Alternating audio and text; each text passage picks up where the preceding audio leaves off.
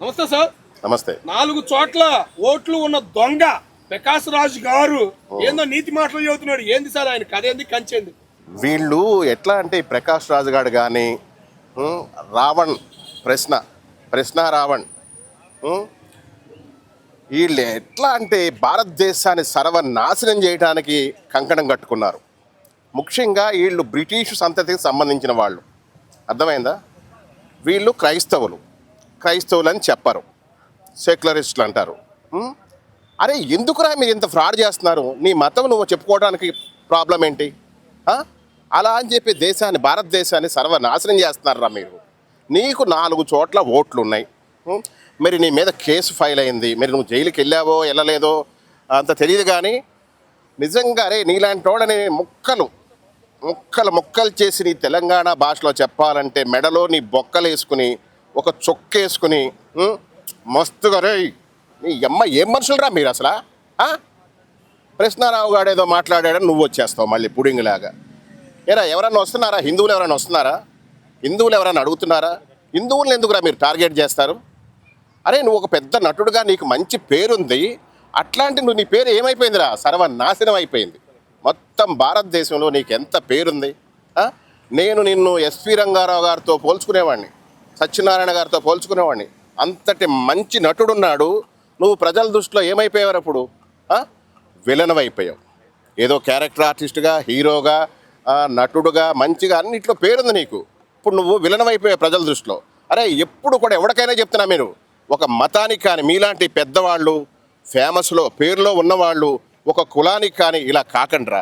అరే భారతదేశాన్ని కొంచెం రక్షించండిరా. భారతదేశానికి దేశద్రోహులై బతుకుతున్నారు మీరు. అర్థమైందా? మత పిచ్చిలో బతుకుతున్నారు. ఓకే, ఆ మత పిచ్చిలోనే బతకండి. ఒకవేళ కుల పిచ్చిలో బతికితే కుల పిచ్చిలోనే బతకండి. మీ కులాలు చెప్పుకోరు, మీ కులాలు వేరే ఉంటాయి, మీ మతాలు వేరే ఉంటాయి. కానీ దేశాన్ని మాత్రం సర్వనాశనం చేస్తారు. ముఖ్యంగా ఏంటంటే మీకు విదేశాల నుంచి ఫండ్స్ వస్తున్నాయి, ఇక్కడ లోకల్ లీడర్ల నుంచి ఫండ్స్ వస్తున్నాయి. మంచిగా ఆరాముగా తినటం తాగటం. మీరు ఎలా అంటే పెద్ద రౌడీలు షీటర్లాగా బతికేస్తున్నారా? మీకు మంత్రులు లేరు, ముఖ్యమంత్రులు లేరు, ప్రధానమంత్రులు లేరు, మీకు స్పీకర్లు లేరు. అసలు ఏది మీకు అసలు లెక్క లేదురా మీకు. మీ ఇష్టం వచ్చినట్టు ఏదో వాక్కు చాతుర్యం స్వాతంత్రం వచ్చింది, జన్మ హక్కు మాట్లాడటం అనేది ఉంది. కానీ దానికి కొన్ని హద్దులు ఉంటాయి, కొన్ని రూల్స్ ఉంటాయి, రాజ్యాంగ పరిధులు ఉంటాయి. అవి కూడా తెలుసుకోండి. ఇష్టం వచ్చినట్టు రాజ్యాన్నేలే మంత్రుల్ని, ప్రధానమంత్రుల్ని, స్పీకర్లని, మీ ఇష్టం గవర్నర్లని ఎవరిని పడితే వాడిని తిట్టేటివేనారా? వాళ్ళు మీకేమైనా చేశారా? రే ప్రకాష్ రాజు గారు నీకు ఎంతమంది ఎన్ని రకాలుగా ఎందర్రా అన్ని రాష్ట్రాల్లో తిడుతున్నారు, అయినా నీకు బుద్ధి రాదురా? ఇప్పుడు ప్రశ్నారావు గారు దళిత క్రిస్టియన్ నువ్వు వచ్చేస్తున్నావా? మాట్లాడితే నువ్వు ఎవడో కూడా మనవాడు. మిగతా టైంలో అరే గుళ్ళు కూలితే మాట్లాడవే, హిందూ దేవాలయాలు కూలితే మాట్లాడవే, హిందూ విగ్రహాలు కూలితే మాట్లాడవే, హిందువులు తిడుతుంటే మాట్లాడవే. మిగతా విషయాల్లో రావేరా? పవన్ కళ్యాణ్ గారి విషయంలో వచ్చేస్తావు.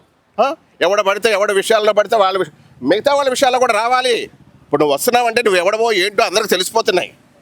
గుర్తుపెట్టుకో, సెక్యులరిజం ముసుగులో ఉండొద్దు. నీ పేరు మీరందరూ ఏమో క్రిస్టియన్స్ మతం. మాకు తెలుసు, అరే మేము చర్చిలకు వెళ్ళాము, దేవుడిని పూజించాము, క్రీస్తుని పూజించాము, ఎన్నో చేసాము. కానీ మీలాగా ఫ్రాడ్ చేయట్లా. మీరు చేసేదేమో ఇవి, మీరు తిట్టేదేమో హిందువుల్ని, మళ్ళీ మీరేమో హిందువులు అంటారు, సెక్యులరిస్టులు అంటారు. ఇట్లాంటి మానుకోండిరా.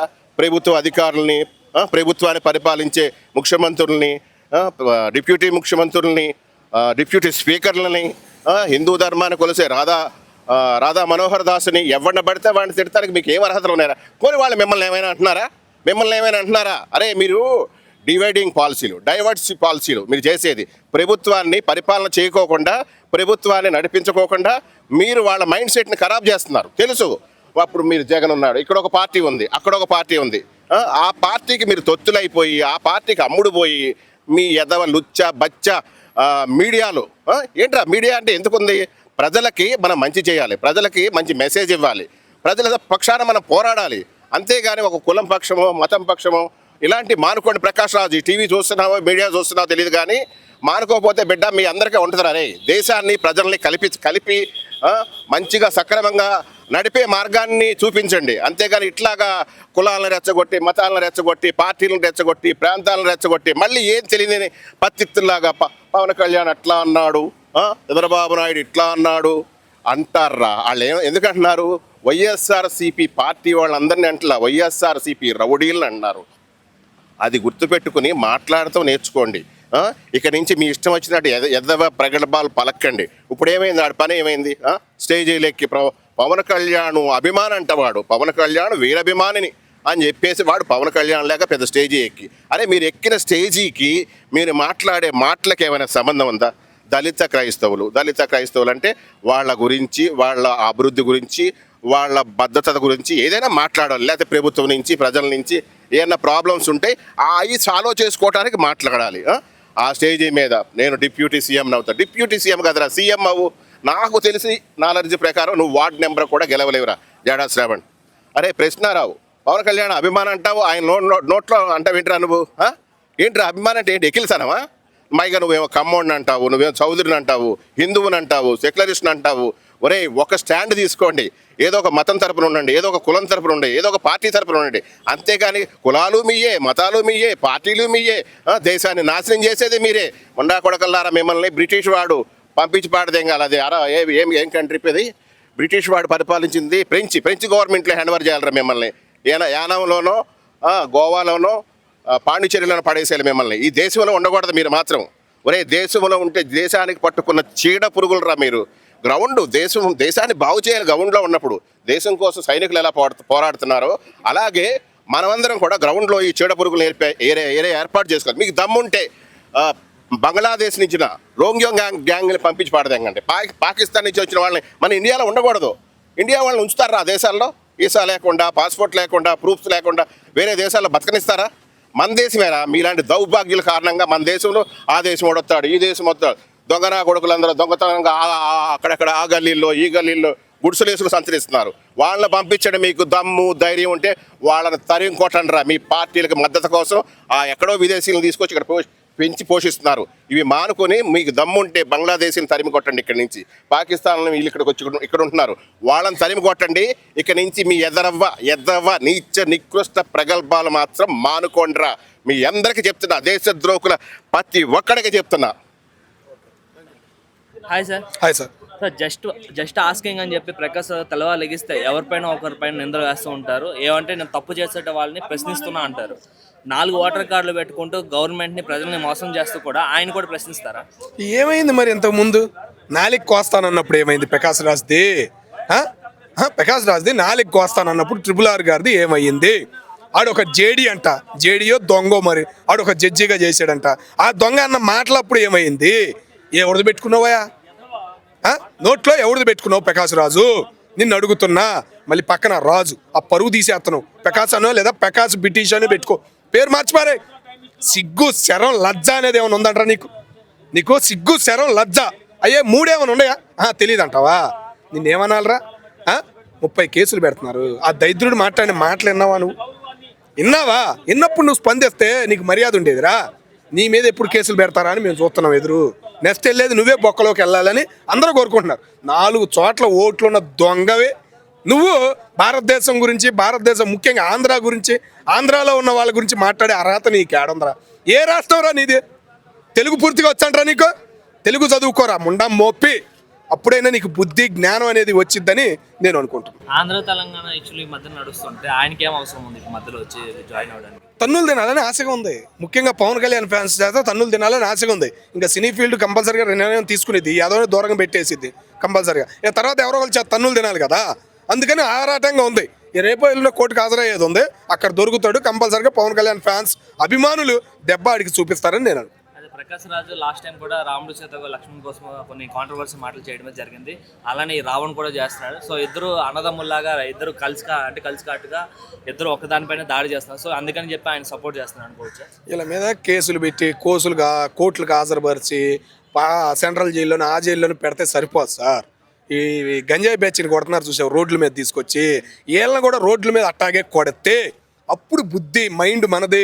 అరే మన మైండ్ ఏడుందరా నాయన, ఏడో పన్ను కడుతున్నవరా నాయన, ఈ దేశంలో బతుకుతున్నవరా నాయన, ఏడో పుట్టి ఏడో పెరిగి ఏడకు వచ్చి బతుకుతున్నవరా నాయన, పుట్టిన దేశంలో బతకలేక ఏడ బతుకుతున్నవరా నాయన, మన మొండలవరా నాయన, పక్క దేశానికి వచ్చి బతుకుతున్నవరా నాయన అని జ్ఞానం అనేది వచ్చిద్ది వీళ్ళకి. వీళ్ళలో రక్తం పోలా. ఇంకా ఆ బ్రిటిష్ వాళ్ళు పరిపాలించారు 2 సంవత్సరాలు 200 సంవత్సరాలు. ఆ రక్తం అనేది ఎదవల్లో ఇంకా పోక మాట్లాడే మాటలు పలికే పదాలు అయ్యి. అయితే తులసి చంద్ అని చెప్పి యూట్యూబర్ వీళ్ళ తాలూకునే అయితే ఆమె ఏమంటుందంటే అంటే వీడియోలో చెప్తుంది ఏమని అంటే ప్రశ్నిస్తే మీరు ఏదైనా చేస్తారా, మీరు ఇలా కోర్టులు తీసుకెళ్లి పోలీస్ స్టేషన్ తీసుకెళ్లి చేస్తారా అని అడుగుతున్నాను. అయితే ఆమెని ట్రోల్ చేసినందుకు పోలీస్ స్టేషన్ కంప్లైంట్ ఇచ్చి ఆమె కూడా చాలా వరకు కంప్లైంట్ ఎవరిపైన రేజ్ చేసింది. అలాంటప్పుడు డిప్యూటీ సీఎంగా కూర్చున్న పవన్ కళ్యాణ్ మీద చేస్తే మరి తీసుకున్న దాంట్లో నిర్ణయాలు తప్పులేదు కదా. మరి అదే కదా అంటుంది. యూట్యూబరు ఉండరు, అందరూ ఉండరు. ఎల్లో మీడియా ఉంది, బ్లూ మీడియా ఉంది. ఏమైనా లిమిట్ దాటి మాట్లాడుతున్నారు? ఎవడైనా లిమిట్ దాటకుండా మాట్లాడే వాళ్ళు ఎంతమంది, ఎన్ని ఛానల్స్ ఉంటాయో తెలుసా? ప్రతి ఒక్కళ్ళు అడుగుతాడు, ప్రశ్నించు, నువ్వు ప్రశ్నించే దమ్ముంది ప్రశ్నించు. ఎవడనమన్నాడు? ఆయన రాజకీయ నాయకుడు, ఒక నాయకుడిగా నువ్వు నాయకుడిగా తిట్టు, అంతేగాని పర్సనల్గా వెళ్ళిపోయి బండబూతులు తిడతానంటే ఎవడు ఊరుకుంటాడు? ఎవడు ఊరుకుంటాడు అన్న? రీసెంట్గా తెలంగాణ చూస్తున్నాం, ఒక రిపోర్టర్ని పట్టుకెళ్ళారు ఆంధ్ర పోలీసులు అని చెప్పి, అబ్బో తెలంగాణ మొత్తం దోసేసినట్టు మాట్లాడారు. అది ఎట్టా అనేది ఎవరికైనా అట్టాగే ఉంటుంది. తెలంగాణ ఆంధ్ర గొడవలు పెట్టేలాగా మాట్లాడతారు కొంతమంది యాదవులు. మరి తెలిసి మాట్లాడతారో తెలియక మాట్లాడతారో. ఆ యాదవ మాట్లాడినారా? ఆడు తెలంగాణలో పుట్టాడు, తెలంగాణలో గోక్కోవాలి. ఆంధ్రాది ఎందుకు? ఆంధ్ర రాజకీయం ఎందుకు అడిగి? సరే రాజకీయం గురించి మాట్లాడావు, ఆంధ్ర తీర్థమైంది వేయను. ఆ పదవులకైనా వాల్యూ ఇస్తున్నావు నువ్వు.